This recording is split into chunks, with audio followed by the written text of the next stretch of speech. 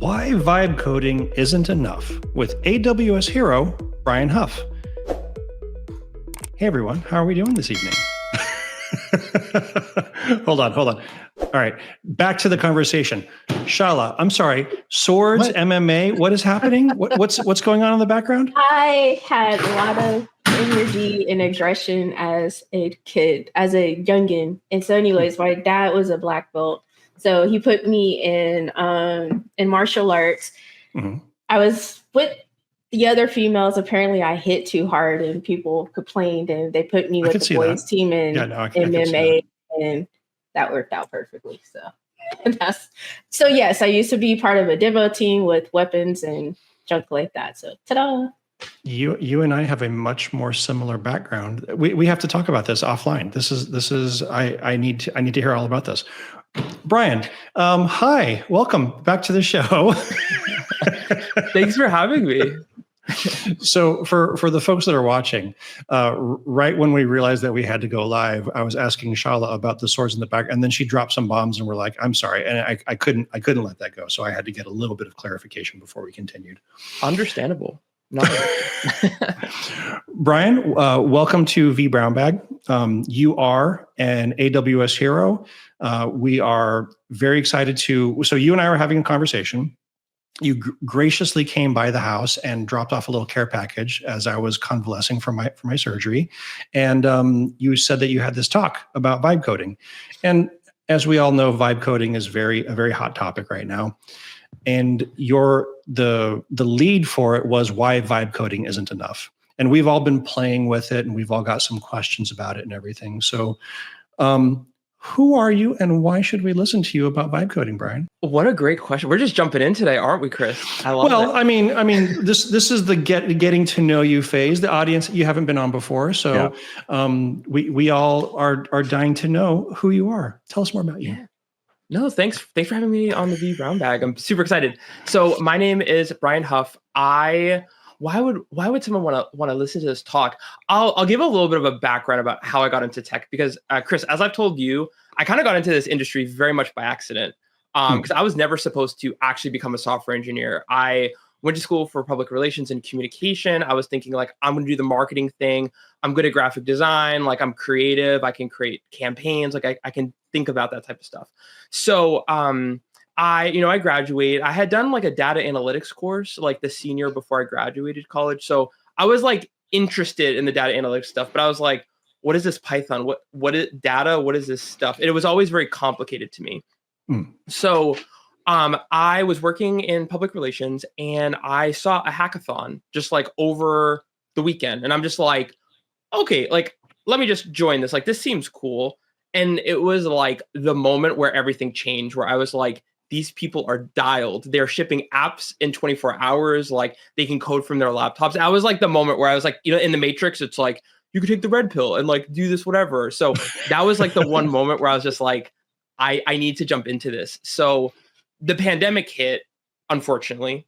And I saw someone that I met at the hackathon and he was like, and this was literally publicly. So he was like, I want to do something to like help during this awful pandemic situation. Like, who around me can work on this? And I was like, I messaged him. I was like, bro, like I have legitimately no skills in this, but like maybe I can do design stuff. Maybe I can help you with something. Like I want to help. I want to do something because this is an awful time, right? So we end up building this like hundreds Discord server. We were talking to like people at Meta, AWS, Walmart, Labs, like all these crazy companies, MongoDB. We were like building with Lambda. We're using Go. We're using blockchain. It was a wild time. And that was the moment where I was like, okay, if I'm going to do anything that's impactful in this world, it's going to be with software because you can just do something and then have impact with like hundreds or thousands or millions of people. And there's no other industry that you can really do that this easily, I think. So, so one thing led to another. I ended up like leaving PR, jumped right into tech.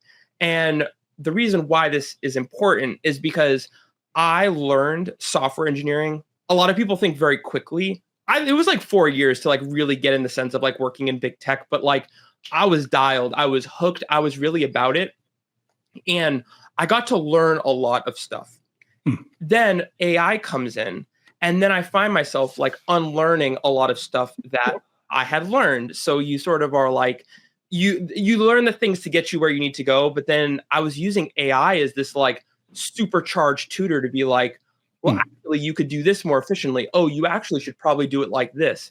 So I've been now doing this for like the past couple of years of using these like super powered brains to take my development skills and just like 10x stuff. Why that's also relevant is because the AI makes things so easy that you think like, oh yeah, prompt deploy. And then if you actually do that, there's a lot of problems that can come down the road. So it's kind of like you get excited about AI and then you're like, okay, chasm of, or what is it? It's the chasm of descent or whatever it's called, where like, or the valley of descent. Valley of despair, the chasm of disillusionment, or something like that. Yes, I know what you're talking about. Exactly. So in and around this, I founded a company which is TechStack Playbook. That's your classic software agency. And over the past 4 years, I've been able to really dive into a lot of different code bases, see a lot of patterns, and a lot of where our business now is focused with me and my team is actually productionizing vibe coded applications. So a lot of companies are moving really quickly, which like totally get that. But then they'll have like kind of like some junky AI code and they're like, we don't have time to ship it. We don't have time to productionize it, or we're having issues getting this specific pattern to work. So then we can come in and help build that. So I kind of come from like army of one to now like a team of people. And now we're building way faster. I'm learning way more because of AI, but also a lot of our business now is like because of AI of like, it's cool. It can get you so far, but to actually productionize this for like thousands or millions of people, you're not going to be able to do that on like a $20 subscription. So hacking around and building. What you're saying is part of your business model is to take vibe coded slop that somebody has like in an enterprise has created and cleaning it up and making it pretty enough to actually be like accepting of PII and credit card numbers. Well, and the thing that's funny is like a lot of this stuff is like you have to take the vibe coded stuff and then do it correctly. This is amazing. Using stuff like Terraform, using AWS, which we use a lot, even using like Azure or like a Google Cloud. Like it doesn't really matter the cloud, but what matters is how you deploy it. So like SOC 2 is super important to think about, like HIPAA, super important. And like a lot of these vibe coded platforms, like they don't support those things. So you need to know how to architect those patterns in a way that makes sense. Fascinating. So, yeah. Sorry, I was just looking at my Perplexity chat from last night. Oh no. One of my prompts is, bro, this did not work. I feel that to my soul. Was that when you were trying to fix the meat grinder, Damien? No. That was last night. I was trying to write a bash script that does a bunch of OpenStack CLI commands, and I was having the Cloud Brain do the heavy lifting for me because I was enjoying an adult beverage. But yeah, I was like, I wonder how off the rails this got last night. Yeah, bro, this did not work. Did make me laugh. So I apologize for the. No, perfectly fine. Shala, what you said that you've been playing around with it recently. What kind of vibe coding trouble have you been getting yourself into? Yeah, so matter of fact, as I was racing to get on here, I had to peel myself away from the computer because I've been using Windsurf. That is my weapon of choice these days. Yeah, I'm loving it. I tend to have like different results with AI, I've noticed, compared to a lot of people.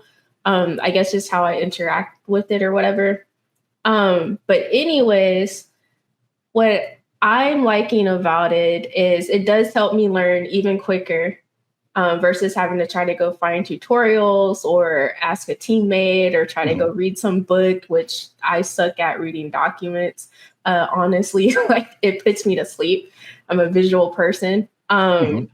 Troubles I run into, there's tons of times where I'm like, hey man, that didn't work. Like I actually named my my Windsurf coder just today. Its name is Kai. And I was like, Kai, listen, we're going down. We're going down. Like, and it stands for Knowledge AI. And so it's going down a loophole where things are just breaking, not working, and all that kind of stuff.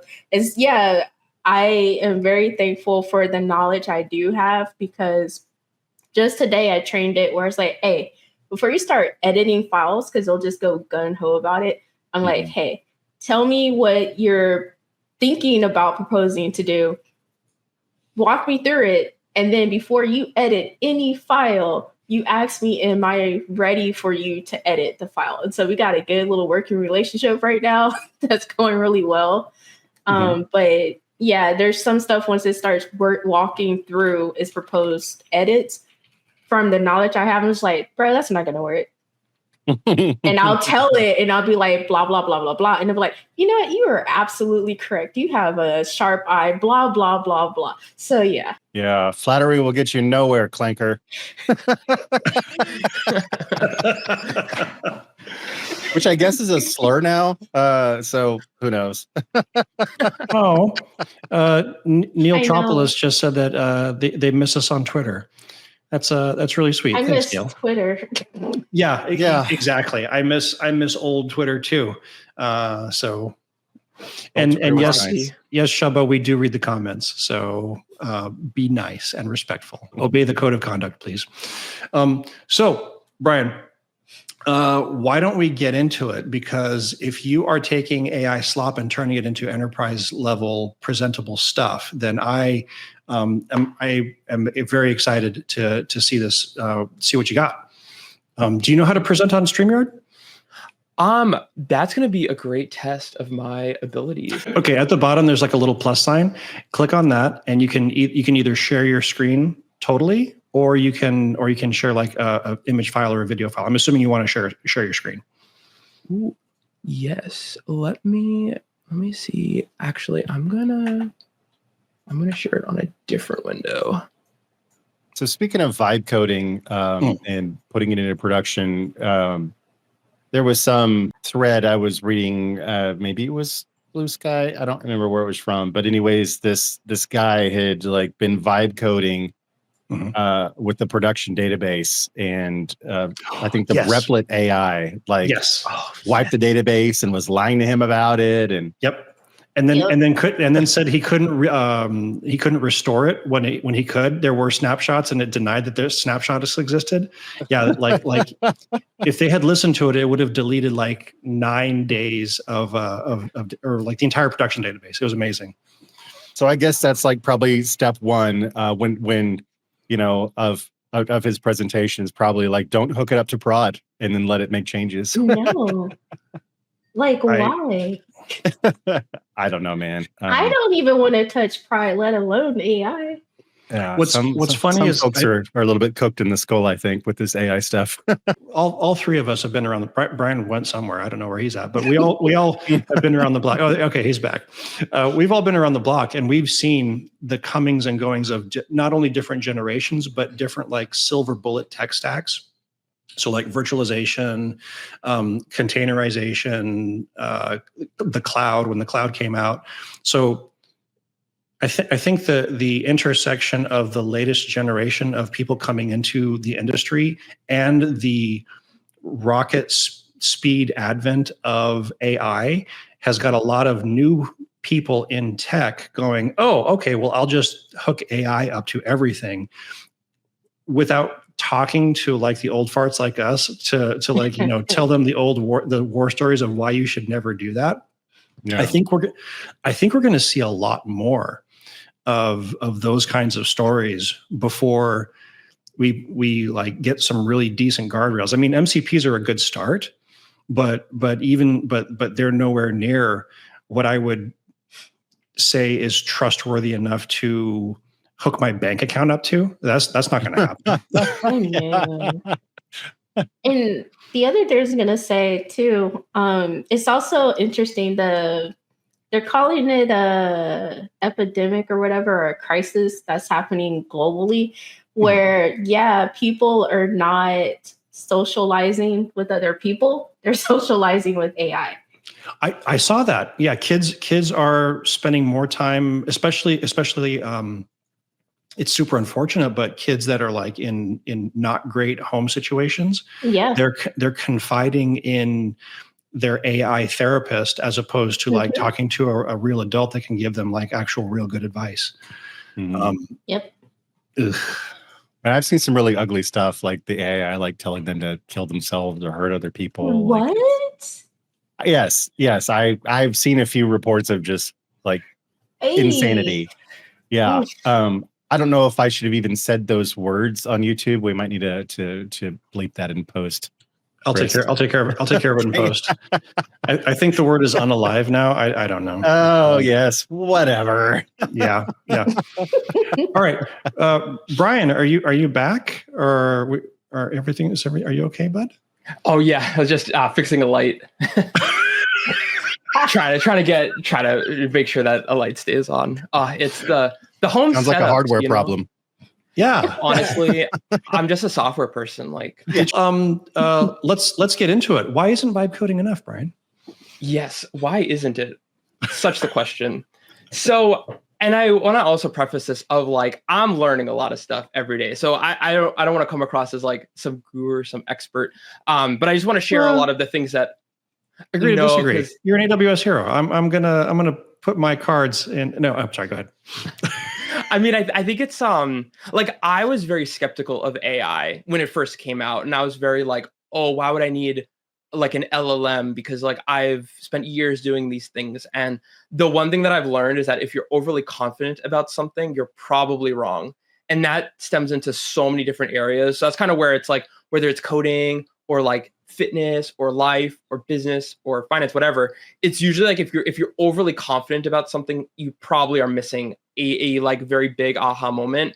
And that could be using AI, but it also could be over reliance on AI. So I just want to talk about like, I love using AI. Like I use AI in my workflows every day, but you have to be super skeptical of like specifically like how you use it and how reliant you are on it. So I just wanted to just preface that with AI is cool, but we're going to be skeptical of it. So my name is Brian Huff, as I'm sure you all know, and this is on Why Vibe Coding Isn't Enough. So I just want to walk us through kind of like your classic, typical vibe coding an app, right? So for this, this was actually based off of a talk that I gave a couple months ago. And I had actually built this with a tool called bolt.new. So I was like vibe coding right in the browser. And if you're not familiar with bolt.new, it's kind of like your classic prompt, and then it will do like coding stuff. And then you'll be able to like click deploy, and then you'll get the app live. So I wanted to build an app to let me talk with my documents. So I asked it, can you help me build that? So it was thinking for a little bit, and then it came up with this. And I was like, oh, cool, drop zone. This is Next.js TypeScript. This is like all the code that I would want. Has some placeholders for some cool stuff. So I was like, okay, that's kind of cool. But I want to see a list of my documents. I want to now start getting more into like database management.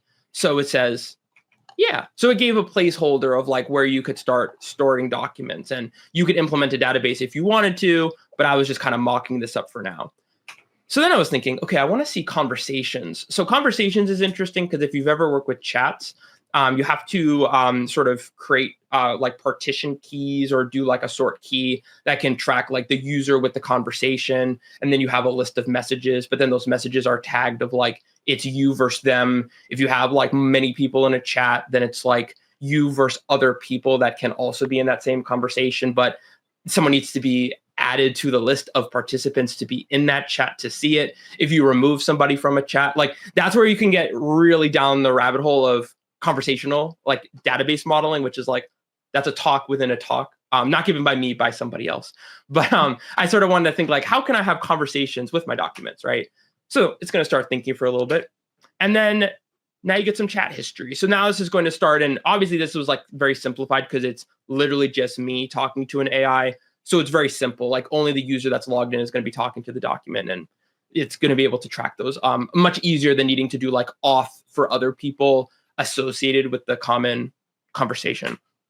So then we're like, okay, I want to add some authentication and authorization. How do we do that? So it's going to start thinking for a little bit, and then we have a login screen. And again, like it's only one person logged in and like for your session. We don't need to worry about like you interacting with other people. So the auth is simple and the authorization is simple. But then I'm thinking like, okay, can we visualize this a little bit? Can we have an analytics dashboard? So starts thinking a little bit more, and then we have that. And as you start to prompt and vibe code, it becomes so easy because you're like, oh my goodness, this would have taken days weeks to be able to learn these libraries, learn these frameworks. It's just there and it works. And it's like, it's kind of cool, a little spooky, but I'd say more cool than spooky. And then I'm like, okay, this is like the last question. I want to start selling this. I mean, I wasn't really going to, but like, I want to sell this app tomorrow. I want to go to millions of people, you know, launch on Product Hunt, do like indiehacker.com. Like, I want to like go viral. Can you make me a cool landing page to sell this product? So it can go and do that. It can make landing pages, like it can make sales funnels. It can make all the stuff that you want.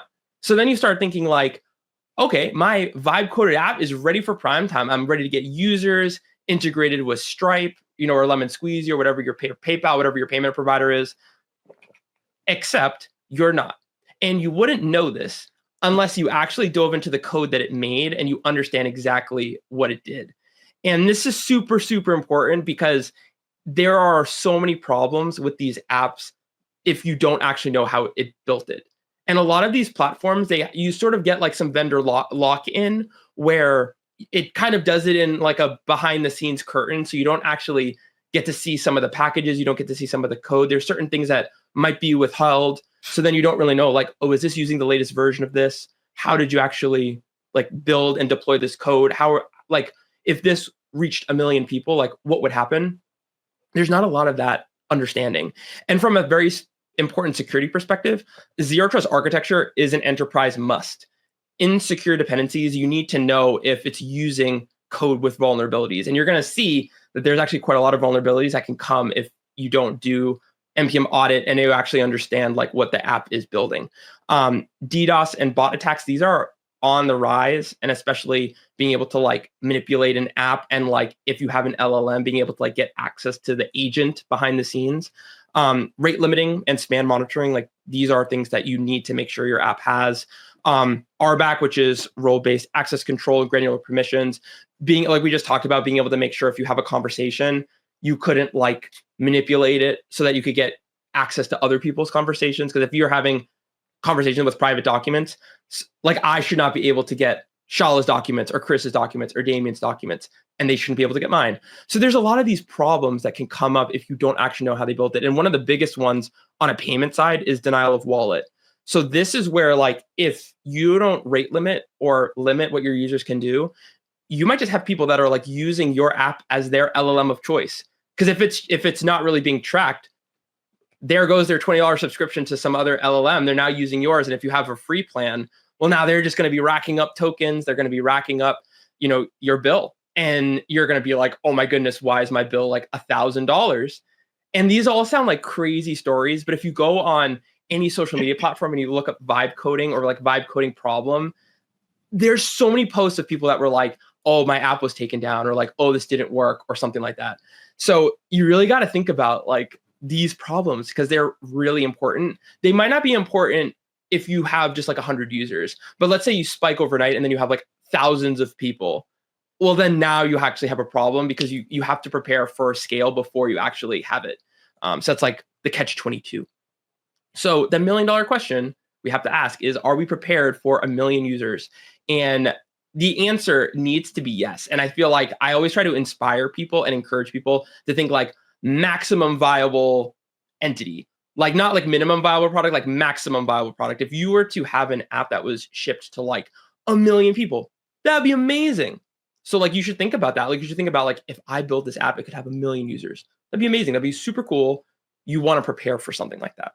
So we'll kind of skip the intro because I kind of gave a little bit of a briefer on me, but my company, TechTalks Playbook, I started that literally from ground zero during the pandemic. When I was learning how to code, and I've seen a lot of things over the last 4 years as someone that became a self-taught engineer to now leading a team of people that are building software at the enterprise level, especially in big tech. There's so many reasons why you shouldn't be vibe coding your apps and shipping them to production. You could use AI, but the actual granular understandings that you're going to need to build software, you really do need to know what you're coding, or you need to know what your AI built so that you can course correct and make sure before it goes live. So we're going to do 4 kind of breakthrough things here. So we're going to talk about the era of vibe coding. We're going to then shift development left. We're going to build a real Gen AI app, and then we're going to have a production playbook by the end of this so that you can build your own production-ready apps. So it's going to be super functional. We're going to talk about like, ooh, AI, but then we're going to be like, AI, and we're going to know how to handle it. All right, cool. So let's enter the era of vibe coding. So I'm sure you all know what vibe coding is. Vibe coding is prompt deploy iteratively until you basically get the app that you want. So you might be like checking your tokens of like, oh, I'm going to like zero shot prompt my stuff again and again and again and again. And then it's like, oh, my app is done. That's kind of like what I did with Talk with Docs. Now, what are the common tools? So invisible infrastructure, generative coding tools, plug and play backends, and no code, low code builders. So the invisible infra is like, I don't want to think about the techie stuff, just like build me the stuff that I want, the building blocks. So I think of like Railway, Render, Netlify, Vercel kind of giving you like the common, I need to get this on a server, or I need to get this on the web. Generative coding tools, I want AI to help write the hard stuff. So I think about like Kiro, Cursor, Windsurf. Shala, you said you were using Windsurf earlier. Yep. So like these are really powerful if you know how to use them. Because I'm sure like you find like you can just like whatever you can engineer, you now have like 100x levels to be able to like build quickly. Plug and play backend. So I need a certain feature like auth or database or functions. So I think of like Supabase, Convex, Xano. Those are kind of like ways that you can like integrate tooling into your apps. And then the no code, low code builders, those are like kind of the fun ones. That's like, I want to literally prompt and like have it build my stuff. So Bolt.new, Replit, Lovable, like these are all tools that I have experimented with. And I'm also like, I'm not endorsing like any of these tools. These are just ones that I've experienced and enjoyed using to certain extents, just in the sense of like testing. There's just a lot of these cool tools. And I feel like I encourage anybody to try out what they do because it's interesting. And you might be able to like build products really quickly. Now, they're fun to play with. Right? They are fun to play with. Yeah, they're super fun. Hey, Chris, you've got a voice changer on. Do you know that? Oh, no, I'm sorry. I was like, who is there that? we go. There we go. Yeah. Okay, it's off now. It Yeah, just randomly turns on now. The random voice randomly turns on, and I hate it. I'm gonna install that software now. I had heard a laugh earlier, and I was like, "Where did that come Me from?" too. But I was like, I think Chris is just being Chris, and I didn't mention anything. Hold on, I'm gonna do the fill. Ready? I love that is sound. Damien's favorite sound effect. Chris, don't uninstall That's it. nostalgia. It makes it fun. As we go completely off the rails. Welcome to vBrownBag, everybody. No, that's great. We've got changing voices. We've got vibes. It's a time. I love it. That's awesome. Okay, cool. So vibe coding pipeline, we're prompting and we're deploying. Now, this is like super simple, right? Now, there's a concept that I learned at a security conference. If you're not familiar with Reinforced, it's AWS's Enterprise Cybersecurity Conference. So I got to attend that last year. And what was really interesting, because I was giving a talk also at the conference, and I was talking to some of the other people that were also giving talks. And there was this concept that was very pervasive of like shifting security left, you got to get security earlier in the process. So I was really thinking about that with AI, and I was like, wait, we should be shifting development left. So instead of it like being prompt deploy, we have all of these steps. So you prompt, you scan your code, making sure that it's basically safe. You then build, maybe you're building with AI, you automate a lot of these processes. So when it builds, you know that it's building deterministically and not like randomly. You can review, so like preview URLs, being able to like see code before it ships live, staging environments, all that stuff, and then deploy. So there's a lot of these steps to come like before you actually get this in the hands of users. Now, how do we productionize the vibes? So we've got all your usual suspects. So auth, API, files, AI. Like I'm sure anyone that's like watching this like probably understands like these are the concepts that you're going to think about for an app. Now, AI abstracts a lot of these things. So you really need to think about these 8 things. They're really important and they seem super fundamental, but as AI abstracts, you really need to think about like, how is it managing my database? How is it managing the files? How is it managing authentication and authorization? Like my server, is it burstable? Is it a serverless way? Like if it reaches a certain threshold, will it basically like conk out? There's a lot of like those things to think about. Now, with the low-level architecture, right? We went high level, now we're going low level. These are the AWS services that are going to do a lot of these processes. So Cognito for auth, AppSync for API gateway if you want to do some sort of streaming off of a URL, S3 for storage, Bedrock for AI. It's cool. You could get access to like 30 plus models. There's also CloudFront for hosting, ECR, which is how you manage your container. You build your code, you store it in ECR. You could then deploy it to EKS, which is Kubernetes, DynamoDB for database, and Amazon OpenShift Service. So this is quite a mouthful, but these are kind of the AWS friendlies, where if you want to do things in a production level way, you're going to want to do like this type of pattern. Now, you know what? I just want to say props to you for digging through AWS's logos and finding all the right logos, because it is a giant pain in the behind. Oh my goodness, they changed the DynamoDB logo like low-key last year. I was like, what? Because we have access to the PowerPoint slide that they have with all of the things. It's like a 200-page long PowerPoint slide with all of the icons. So Damien, if you need them, I got your back. Well, I could have used them before, but now I know where I can find them. Thank you, Chris. I got you, buddy. I was just digging through the zip file like a savage. I'll take care of you. Chris, when the icons change, I'm going to hit you up as well, so that I make sure that I stay up to date as well. So absolutely, I'll make a group chat. I will be the font of PowerPoint slides. I love that. That's great. Okay, cool. So these are the services that we've got. Now, what are the ways in which we're going to build our stuff? So there's really these main components. So there's 6 of them. So Python for the backend stuff, TypeScript for your app, which is more front end, GraphQL API, Docker, super important to know how that works. I feel like my software engineering skills like really leveled up when I started seeing how Docker works with Kubernetes.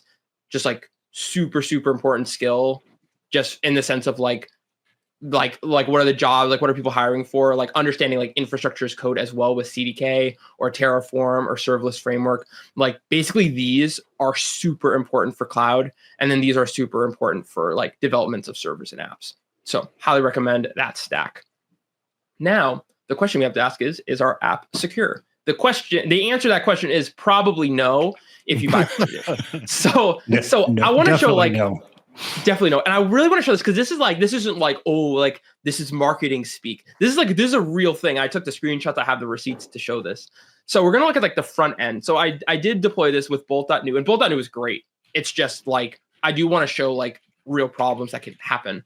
So if you download basically like the app that it makes, right, you're going to get in like a zip folder. So you unzip it, you're going to get your Next.js application. I had it in Next.js. So something you can do with NPM is you can do NPM audit. That will tell you basically NPM's like security scan. And it's like it's a pretty comprehensive scan that anyone should run before they build and then deploy an app.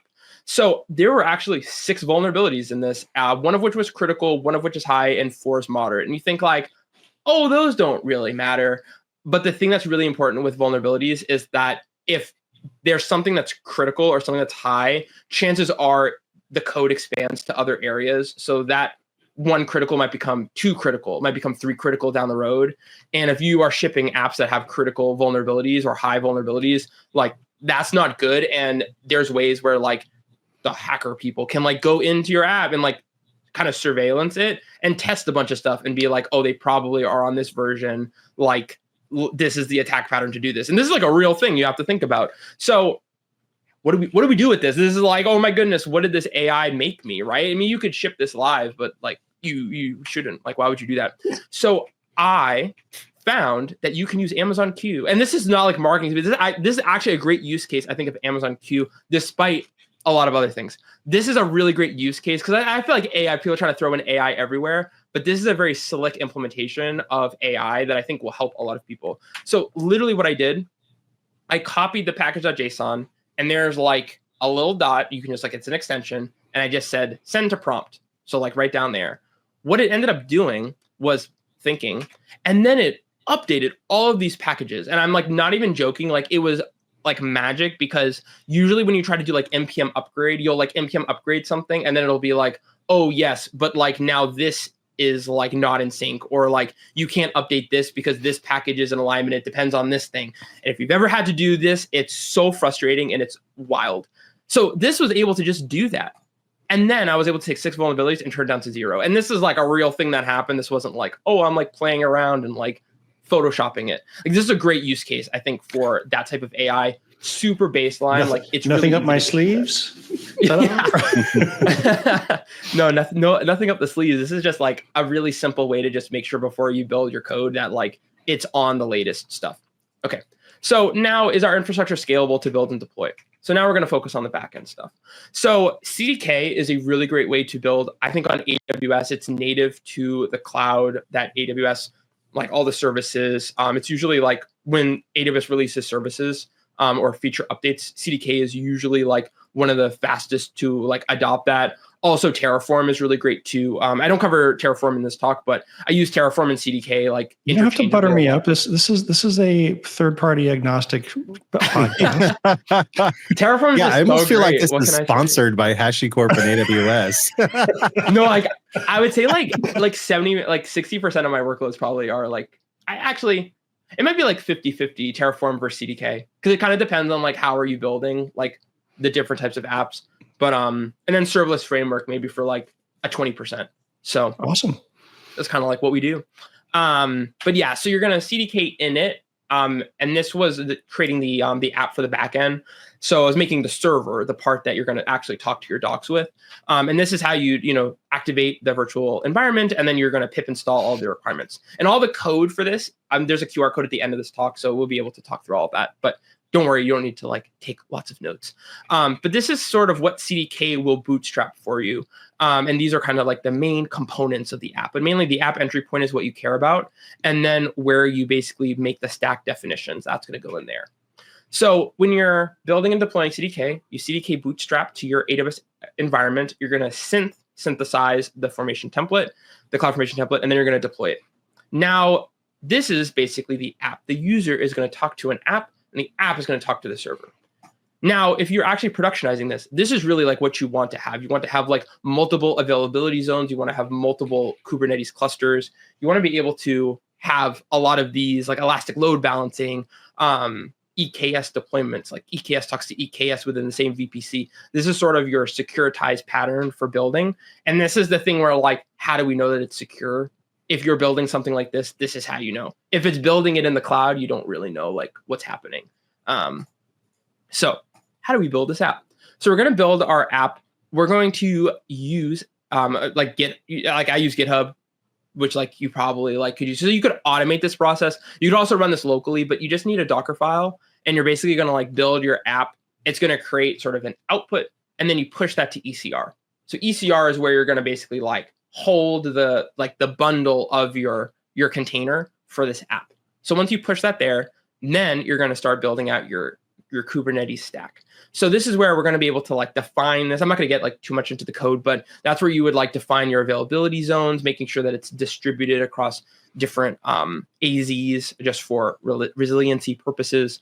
And then you could set a default capacity, and then you just lock it down within a VPC.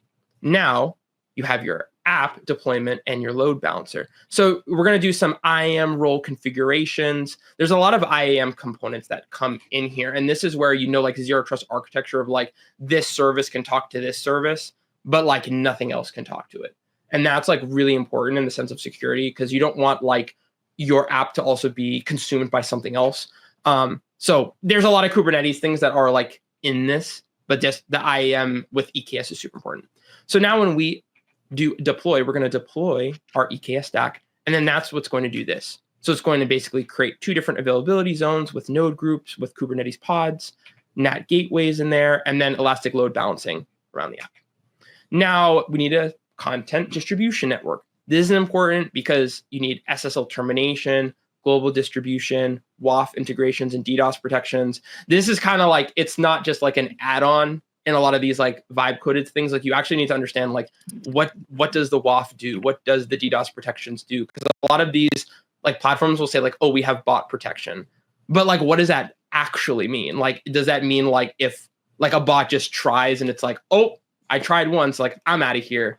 Like if you are like actively getting like pelted, like you need to sort of understand like how resilient is the security. So super easy to add with basically like your CDK stack. So you could create your CloudFront stack in that stack of definitions in the folder, and then you just deploy that. And that's what it looks like. So when you deploy it, it looks like this. Then you take the output of this, you put that into CloudFront because it needs the EKS deployment to be able to then put CloudFront around it. And it looks like this. So then you would sort of have this CloudFront around your stack so that users could interact with this going downstream into what it needs to get. Now to deploy the server, this is where we're going to use Python server. So Fast API, we're going to be Dockerizing it again, but this is going to be a different Docker bundle. We then do this. So we deploy with the EKS server stack. That's going to create, again, the same type of availability zones for the app, but now you have a server. So now the app can talk to the server. So we already had deployed this. This is new. And now because the app is connected to EKS within the same VPC, now one Kubernetes cluster can talk to the same Kubernetes cluster, all within the same environment. So that's like the secure way to lock stuff down. And then securitizing and logging and auditing, super important. A lot of these are like, they can get expensive if you like are using those add-ins from other platforms. So it's very inexpensive to store data in the cloud, but this is more like you need to make sure you're doing it in this way. So when you have an audit trail, when you have actions in the cloud, CloudWatch, for example, like you could have CloudWatch alarms. There's a lot of compliance reports that you might need to create, have immutable logging. These are things that just won't come with Vibe coded apps. But if you're doing like a finance app, you're going to need to have auditable data. And like if you can't prove that you have that, or you don't have SOC compliance, or if you're doing health like HIPAA compliance, then like you need to make sure that you're doing that. So that's where like the cloud offers a lot of those services by default, which is great. And then you just need to integrate it. So let's say that your user is talking to the API, it's getting like a conversation or something like that. You could also log that in CloudWatch. You could log that in, like you could see actions in CloudTrail. Then you could also see things logged in EventBridge. So you sort of can have like 3 different flavors of visibility around what's happening in your application, specific to what people are doing in your cloud or people are doing like within an app deployed in your cloud environment. So super important. And then for containerized RAG, this was literally the process of like you're talking with a document. So user authenticates, hits the API. You're then getting access to the Kubernetes server. You get some DynamoDB data. We're going to use Bedrock, which is Bedrock knowledge base. And then you could use, that's hitting vectors and OpenSearch. So very similar to the CDK stack, we're going to be deploying these things. Again, this is like a snippet of like a lot of the code, but it's just easy to like talk with an AI. And I was literally like, I also want to emphasize, like I was able to literally talk to an AI and be like, I'm trying to deploy this CloudFormation template or like this CDK stack. I think I need to do this. Can you help me with this? Or like, I'm getting this error. And that's something that you could do like in your LLM of choice, like in your code editor AI of choice. But I want to emphasize that like this makes this very much possible. But like eons ago, like you would have needed to like have in-depth knowledge of like CDK and like CloudFormation, and it would have just been like impossible feeling.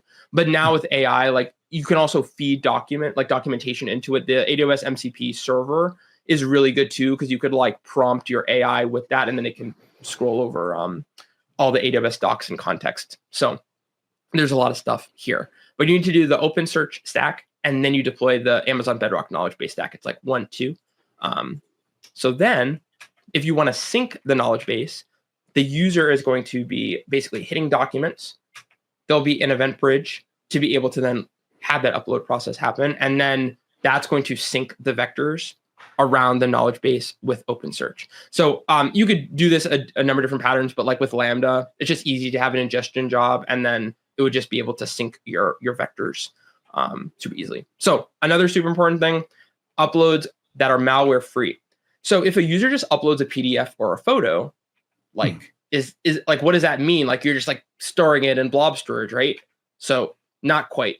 So this is really important if you're building like a social media application. If you were able to just upload malware ridden files And then think like, this doesn't really impact stuff if you have like single user stuff, but if you have a lot of users that could reference files in different patterns or download them, then like if a user uploaded something with malware in it, if other users download that same thing, now they're all infected. So think like if you have a social media account and like there's a lot of users that follow this person, and then that person reshares a post that has like malware in it, and then it downloads in your browser, it downloads like in the cloud in the back end, and then it renders it for your user, something like that. Now those users could be infected with something. So that's where you really need to think about this process of like uploading files, like how are you actually tracking that? Another thing that's actually important with AI is like if you have RAG and then you upload a document, and like let's say that you upload something with like bad stuff in it, and then other people might search across that document. Like you need to make sure that like it's also siloed per user. But like if you had like a centralized file storage for like different users, and then you ask it something, if you have like a parser script, or you have like something that can like download the file in a server, that could also cause issues. So you just have to be cognizant of that. So how do we fix that? Is that a so I thought that when you uploaded a file to like a RAG repository that was then put into a vector database, are you saying that malware code can then somehow infect the existing system, or infect the user, like at the end of the social media thing? What's the pattern there of infection? Yeah. I worked on a social media platform that got acquired a couple years ago, and this was actually something that was like super important. Was like, this is not related to RAG. This is like totally separate. But think like if you uploaded a file that like was bad, right? And let's say that that's like appended to think like LinkedIn, for example. Like you uploaded like a file.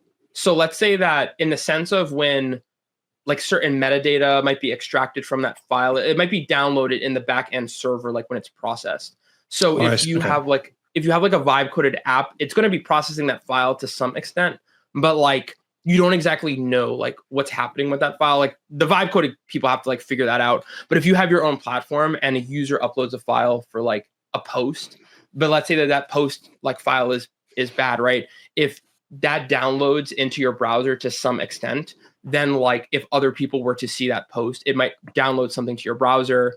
It might download like somebody else sees it, retweets it, and it shares it. So I misunderstood. I thought you were saying that something that you were adding to the RAG could then somehow through querying the LLM later, after the RAG had been put into the vector database, it could like then infect something. I misunderstood your statement. Never mind. Oh no, sure, no. I was like, wow, that's really bad then. If that could actually happen. I mean, even in the RAG context too, like making sure that things are siloed to the specific user. If you had a way to just upload files and like you knew that the data silos were open, you could like, I mean, I'm just making this up, but like you could do like a post request, send a file, and like have it go into like, I'm more thinking like an organization. Like let's say that, I don't know, like company A has like a tenant and they have like 10 users. If you knew the company A's like UIT or something like that, you could like upload a file into their knowledge base. And then maybe if they were asking questions of like, tell me what my latest documents are, not necessarily like infecting those users, but like the AI might like read that file, and then it's it could have like weird stuff in it. It's kind of like prompt pollution, if you've ever like heard about that as like a vulnerability. So there's just different attack vectors, and that's why like you need to make sure that the data is siloed to the user or to the tenant, and no one else can get access to that unless they're authenticated. But yeah, there's like some like crazy stuff that can happen. But yeah, so authenticated user uploading a file, that's going to hit S3. This doesn't necessarily need to be Lambda. This could just be like the EKS server endpoint. But you're going to get a pre-signed URL back. That file can then be approved to go into S3. However, we're now going to use malware scanning. So this is guard duty malware protection for S3. This is going to tell us, hey, this file is safe. This actually runs like in, I want to say like maybe a second or less. Like it's very, very fast. So you would just like poll a database to be like, hey, like, is the file safe? So this could upload, like this could update a database object for the upload, then be like, hey, it's safe, cool. Otherwise, if it's not, it's going to be quarantined, and then it's going to go into the quarantine bucket. Otherwise, it'd be in the production bucket. And then you could also do logging around those types of things. So this is like super important because like you need to make sure that the files are safe. Otherwise, that's bad. Which I'm sure you already know, but it's like important to think about. Like you need a service that's doing that. And then tracking your users. How are you tracking how they use stuff? So do they have unfederated access to your services? Hopefully not, because if they do, then you're going to have a whole bunch of this. So a user or a bunch of users can now start using your app. And then now you're their LLM of choice. We kind of talked about that earlier. And they're going to ring up a huge bill for you. And that's not going to be cool. And your accountant or you or whoever you talk about money with, they're not going to be happy that you now have to spend like $5,000 on requests and you don't know where they came from. It's going to be bad. So how do we fix that? Cursor is living that in real time. Running It's a giant not good. bills for Claude and Chat GPT. Well, that's the thing. A lot of them are like trying to figure out pricing models around this. And it's hard to get pricing models around these expensive tech. Right. And that's kind of where like, again, I'm not a SaaS expert, but it's hard to monetize LLM applications because of that very thing. It's like, how do you give valuable access to something for your service to someone without it ringing up a huge bill? So there's a couple ways that you can and should track this with tokens and then with rate limits. So these are ways where like you track like one token is like about 4 characters. You just do parsing over or like basically like extracting the text and finding out like how many tokens it was, update the database, or just do rate limiting of like a user hit this up to 100 times. Now they use this 100 times for the day and now they like are rate limited or something like that. So it's easy to implement something like this, but it's super important just to make sure that people just can't start using your services indefinitely. Yeah, and then just automating the process. Amazon Q, super cool way to do PR reviews. So if a user commits something to Git, now Amazon Q can assume access to look at the repo and give updates. So this is what it looks like. So you grant access to Amazon Q developer, then it's going to like make really helpful code edits. And this is actually something that I use on a lot of client projects, just like this, because it's really helpful to also have just like AI make comments of like your code. Sometimes they're a little bit verbose, but I feel like I would want to have verbose comments as opposed to like nothing where it's like, looks good to me, and then like is bad. So none of that. So that's where like Amazon Q developers like another really great use case, not to just throw AI in there, but like actually has a functional use case. So what does this mean? You know, the downside of that, of a lot of the AI, like pull request reviews and stuff, since I work in a company that has a ton of GitHub repos, there's just so much noise coming from, what do we use? Bito? I don't know if that's how you pronounce it, right? But it's just like one PR is like a whole bunch of nonsense, right? It's like, how do you even pay attention to this at scale, right? Like it's just so true. over here just jabbering about changes. So yeah, I agree with you that it can be helpful, but it can also be overwhelming, you know? Like, especially if you're following a repo, like, holy crap. There's so much extra noise. It can be. And sometimes you just need to like have it like go really quickly. And that's where I think it's like the whole like building fast versus building safe. That those kind of are on like opposite sides of like the spectrum. You sort of need to think like, how do I meet in the middle? Like, what can I compromise on? So it depends. Like sometimes it, even just to have the notes to refer back to, it will flag stuff that's actually like bad. Like you can even like make it where like if you like release keys or something like that, like it could prevent you from pushing that to production. So like you could have like restrictions in place, like GitHub Action or something like that, just to prevent it. But you know, just like the critical stuff. So to sum up, what does this mean? So our app looks kind of the same as like what it did that was vibe coded. It's just everything checks out now. And, you know, we've got the security dependencies. We know this. We can validate. We have zero trust architecture. Only certain things can talk to certain things. Authentication authorization, we have that. Denial of wallet, we talked about how to stop that. We have logging, malware scanning. We have role-based access control and granular permissions for auth. Rate limits and spam are limited. DDoS protections are in place. And our app is looking pretty good. So these are the 10 steps that I would recommend if you're going to build an app and ship it to real users. Like make sure that you have these things. So AI code reviews for sure. That's like an easy one to just implement with like an add-on. Automated code scanning, again, we saw that with like the extension with Amazon Q for VS Code. file upload protections, API protections, rate limits and token tracking, often authentication, authorization, data being siloed to the user. This is super important for any enterprise app, logging and observability, securitized resource groups with IAM, and automated AI and data pipelines. So these 10 steps are like your golden Bible for like being able to build like production ready apps. And this is the QR code to get access to the code from this talk. So if anyone wants to like scan that, and this is gonna be recorded, so you'd be able to like still scan it and pause it and scan it. That might be a little bit easier. But yeah, this will just walk through all of that. So you'll get the Next.js app, the Python server, and all the CDK code of how to deploy this, and also some implementations with the CI/CD pipelines. So we'll even put it in the show notes, so they don't even have to like wait to the end. They can just go like immediately. You know, I'll take care Love of it. Absolutely. All right, even better, even better. But yeah, that was my my kind of like walkthrough of productionizing apps with AI, and that's my QR code for LinkedIn for anyone that wants to connect on LinkedIn and be friends on the digital webs. Nice. So Nice.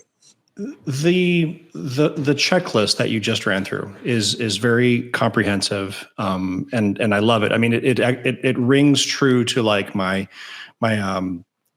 enterprise architectural background, like of all the things and considerations that you need to go through.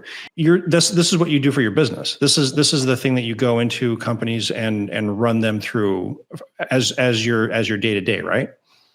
Yes, but like I also feel like I do a lot of this stuff also just like for fun to like experiment. Like, oh, thanks, Daniel. Glad you thought it was cool. I was like, the pop-up came up. I was like, oh, that's cool.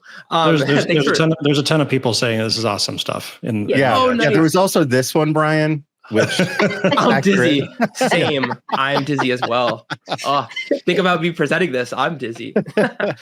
When I saw that, I was like, yep, same. I just unplugged the light. So I too am having hardware problems.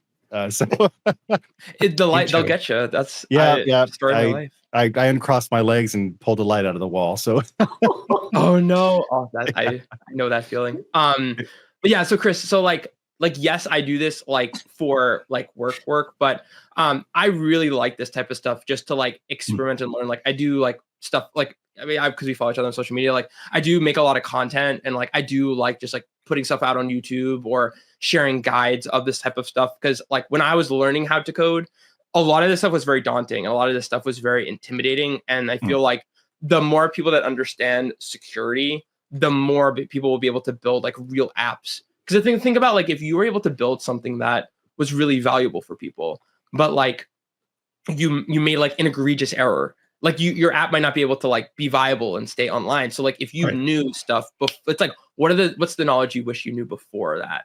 That's kind of like where I like sharing that online and with people. Well, there was a guy.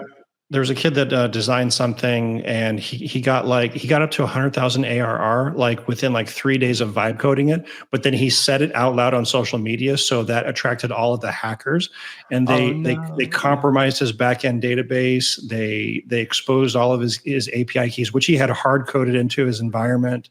Yeah, He was just on the cusp of like making a ton of money. And then everybody just like, because he did exactly what the first quarter of your talk was, and then he didn't do the last 3 quarters of it. So he got totally tanked, and it was unfortunate to see, because I mean people were willing to spend money on it, so it was a good idea. Well, yeah. It was an idea people were willing to spend money on it. Whether or not it was a good idea is arbitrary. But so yeah, those two things are separate. As soon as I said it, I was like, no, that's not true, because people spend a lot of money on really dumb stuff. So Brian, by you ostensibly giving away the secret sauce in this talk, are you worried that somebody's going to come take your lunch, or is there so much work out there in this that this is like the next 20 years of what you see yourself doing is unscrewing AI slop from enterprises and helping people get to the next level? Yeah. So I will tell you this, and this is something that as a self-taught engineer, like I think I can still stand on 2 feet and say this. The amount of like gatekeeping that I see in the industry, first of all, doesn't help anyone. And second of all, like if you, and I always think about this, because like this also goes into like my ethos of how I think about things, is like, if you're trying to hide something like from other people so that they don't know it, you should know like 20 stories higher than that knowledge. And I feel like that's something where like as I've gotten progressively more and more knowledge of like how tech works, I originally was literally not even building anything. I had to learn like what TypeScript was and what's JavaScript and all this stuff. But then it's like you learn that there's Kubernetes, there's Docker, there's infrastructure as code. So now there's like Terraform, CDK, serverless frameworks, SAM, Amplify.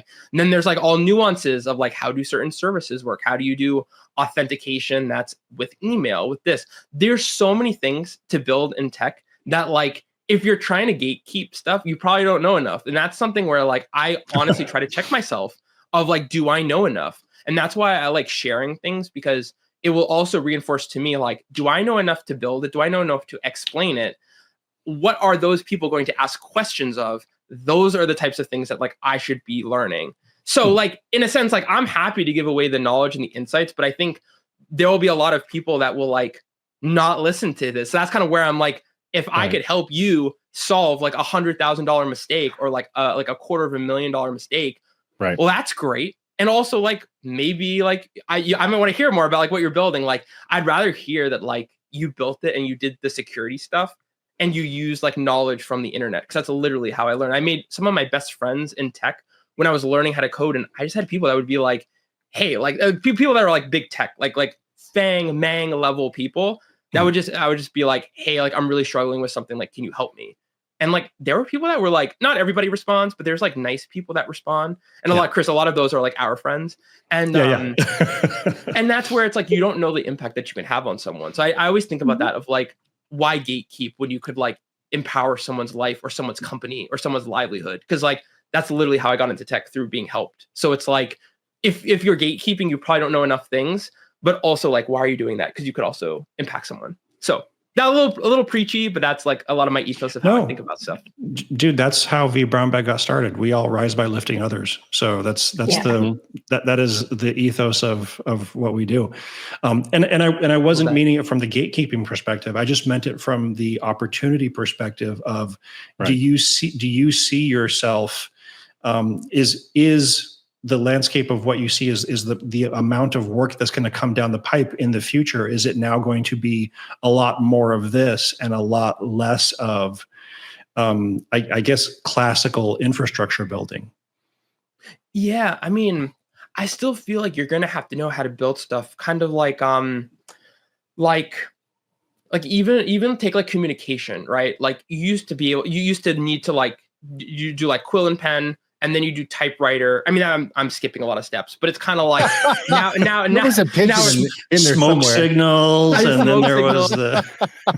But then it's like, and then you sort of like think like, oh, like we could send like a telegraph. Okay, cool. Well, now we can do like internet at some point, right? And now we can do digital. But like the act of communicating has not changed. The methods and the medium in which you do that change.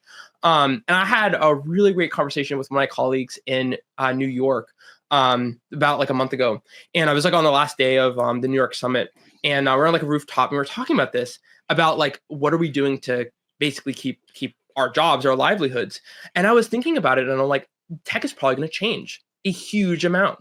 And you just think about it of like the person that invented fire, and I always say this, people are like, oh, that's interesting.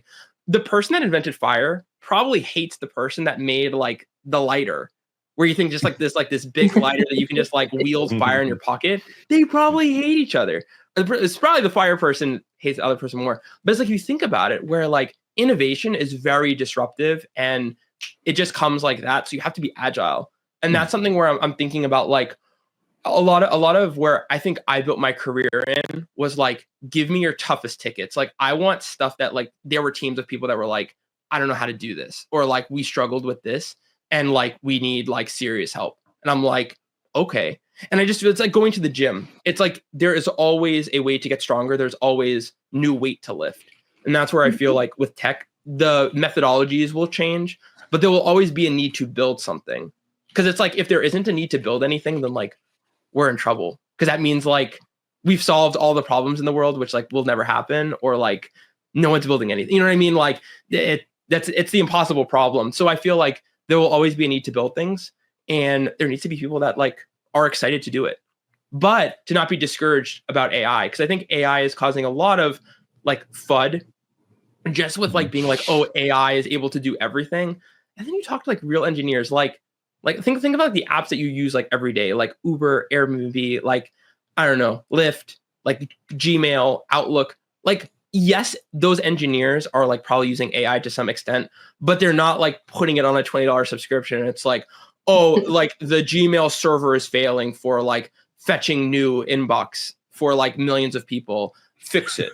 That's not happening. You have a gun held to your head. You must fix this Gmail issue right now. Yeah, I'm going to cancel your subscription if you don't code it. Like, what? No. Like that's not happening. Even with a lot of the infrastructure as code stuff of like you want to implement a new service. Well, like what if the AI like doesn't know it?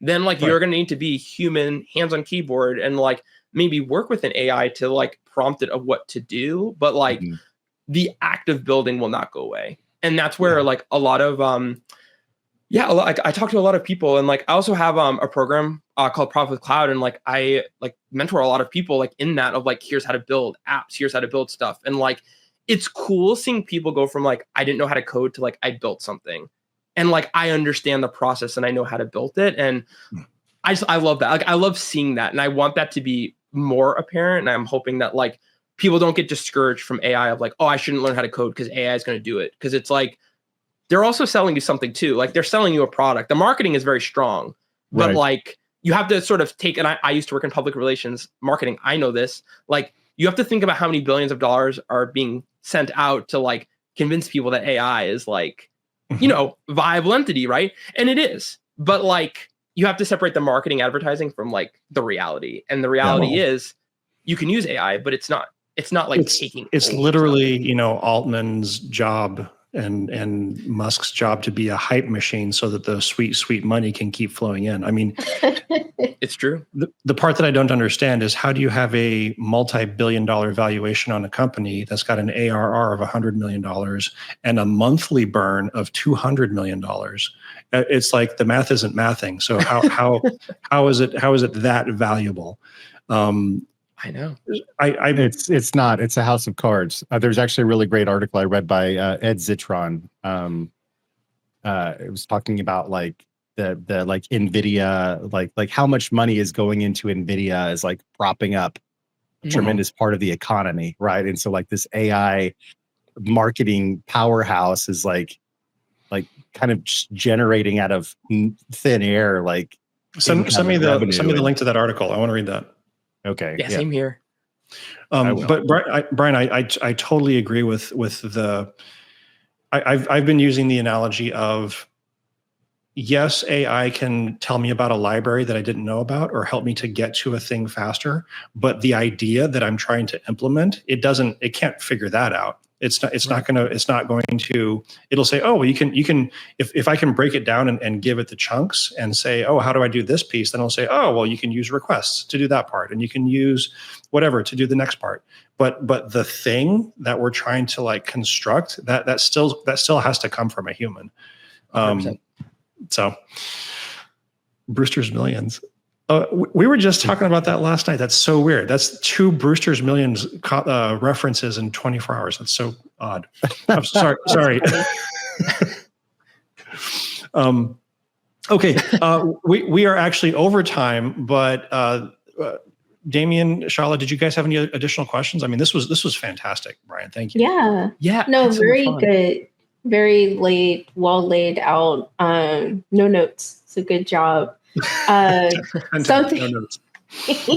Something that I've been telling people more and more, that I'm becoming more and more of a believer of myself as I work with AI tools. It's not so much like the jobs that we do and stuff like that. Sure, there could be some jobs where AI may replace them, but for the most part, I'm of the mindset it's not having to worry about AI taking your job or my job. It's about not being the person who uses AI efficiently to 4 times or 6 times or 10 times their production output. Those are the ones that are going to take the jobs because they're able to output quickly a lot and it works well. And as far as it working well, to everything you're saying, that goes back to like for me personally, having the knowledge that I have is what makes it like really work out well, because I can see when it's like putting in garbage code or not thinking through something. So yeah, 100%. I totally agree with that.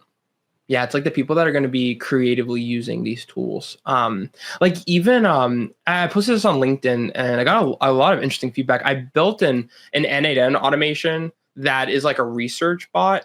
And you think about like trying to get like very quick kind of like insights into like the industry across like AI, like coding trends, whatever. And it will like use Perplexity API to like basically fetch news. And it's like on like the Sonar Pro High model. And then it just will like pull that. I send that to Llama with like the Llama 3, which will probably be Llama 4 in like a week, but like it's Llama 3 something. And it like aggregates it. And then I say like send to Slack, send to Discord, it goes to my teams. And now I can like stay up to date on like the news. And it's just very like tight. It's not like, oh, I need to sift through all these articles of stuff that like may or may not be important to me. I'm like, what's the news right now that I can get access to and need?